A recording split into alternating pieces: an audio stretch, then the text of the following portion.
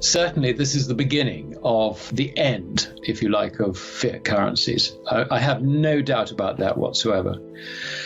And the thing that is so important in this is to understand why interest rates are going to rise and why interest rates are going to undermine financial assets, and why, by continuing to rise, they will also undermine physical assets. And we're talking about everything from residential property to the values of businesses and so on and so forth. We see prices rising quite sharply. This is unexpected. We're told it's transient. But in fact, it's a consequence of all the money printing that's happened pre-COVID and also during COVID and so on and so forth. You debase the currency, you decrease its purchasing power, and that's basically what's happening. And fairly shortly, you're going to find pressure for interest rates to start rising. Now, we've already seen a little bit of jockeying on this story, with the Fed saying, well, prices are rising a bit more than we originally thought, and we will probably bring forth some tapering and so on and so forth. But unfortunately, that tapering is going in the wrong direction. In this sort of circumstance, when people realize that prices are rising, what do? They change the relationship between the cash they own and the goods they buy. They reduce their cash and increase their purchases of goods. So that if you look at essentials, and this is really where it does matter, not the sort of luxury stuff or the expensive holidays and so on. But when you look at essentials, people will start buying essentials that they don't immediately need, that they wouldn't have bought ahead of time before. They're going to go into the market and they buy it, and they drive up those prices even further.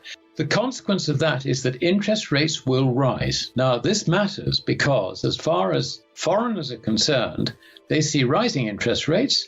That equates to falling bond prices, and it equates also to falling equity prices. So the 90% of dollar ownership by foreigners, which is inherently speculative, suddenly starts looking like it's going to leave the scene. And that becomes a major problem. I mean, we've seen what's happened with European gas prices. I mean, they literally multiplied, 5-6 times in a matter of days. It's been really very, very dramatic. China has got virtually no coal to drive its power stations. They're out even buying Australian coal, having put an embargo on buying Australian exports.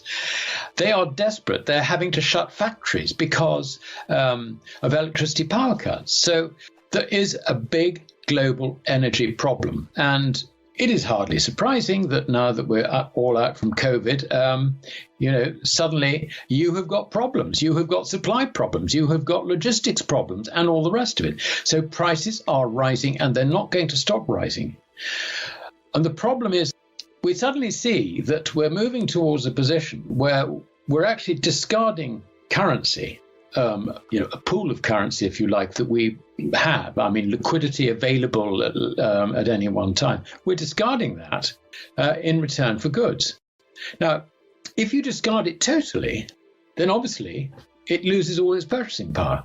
I'm talking about not just the individual, but everybody. If everybody catches on, and we're talking about a mass move, if everybody thinks that, goods are so much more valuable than cash currency, then cash currency loses eventually all its purchasing power. And it can be quite a rapid process. I mean, as rapid as it takes for us to run out to the shops and get rid of the stuff. So this is a very serious situation. And how do you stop it? The only way to stop it is to do two things: to raise interest rates sufficiently to make people think, now, hold on a minute, I'm better off actually having money on deposit in the bank, earning interest, than actually rushing out and trying to buy things that are probably not on the shelves anyway. The other thing you have to do is you have to stop printing the stuff. You have to stop issuing it, which basically means that governments have got to stop spending money over their revenue. And then there's the third thing you might have to do, and that is you might have to introduce some other form of stabilizing it, which encourages the public to accept that far from something which is going down the toilet, your currency actually is definitely being stabilized. And that's something usually is you tie it to a metallic money like gold or silver. So you've really got to, the first two things you must do: raise interest rates, stop printing money. The third thing you might be forced to do, and that is to introduce some form of gold standard. And that's got to be credible if you do it.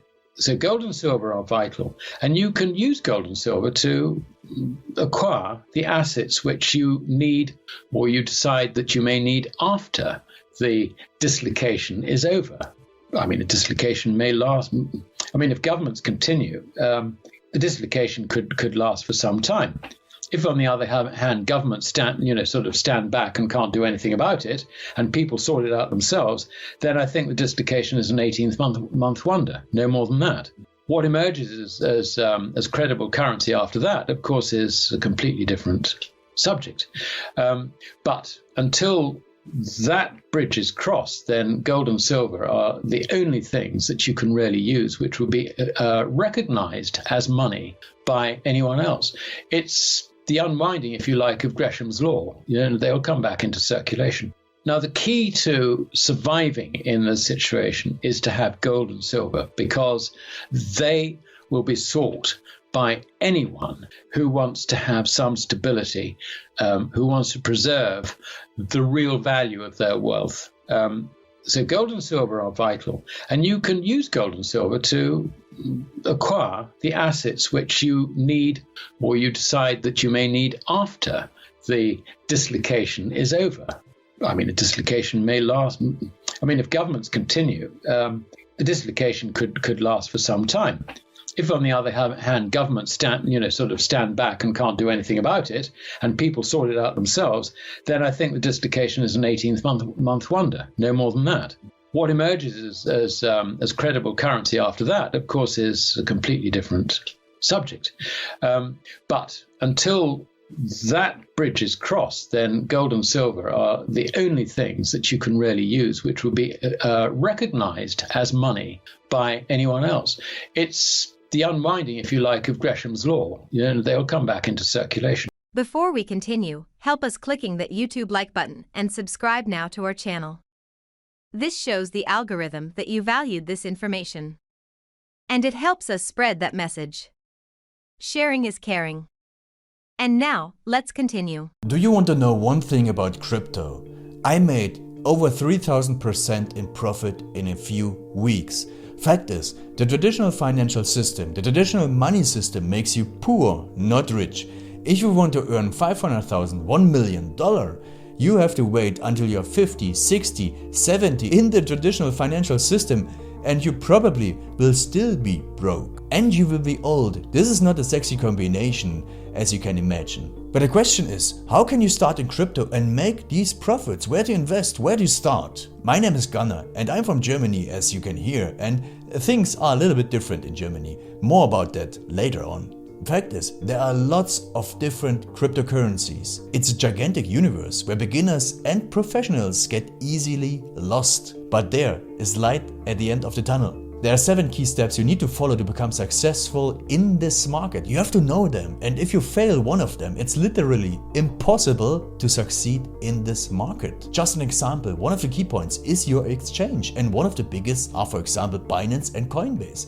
These are trusted and well-established exchanges, but, and this is a big but, you won't find the super profitable coins on those exchanges. The unknown super profitable coins that get gigantic profits are not traded on those kind of exchanges. They are traded on much smaller insider platforms that are barely known. And I can tell you what those super secret exchanges are and why they are so profitable. And another super important thing are the right information sources. The point is, the internet is gigantic. There are hundreds and hundreds of YouTube channels, blogs, pages, and much more. And there are also market makers and influencers. For example, Elon Musk, he is not a crypto guy, but the moment he recommended Dogecoin, it went through the roof, to the moon, so to say. But why did he recommend it?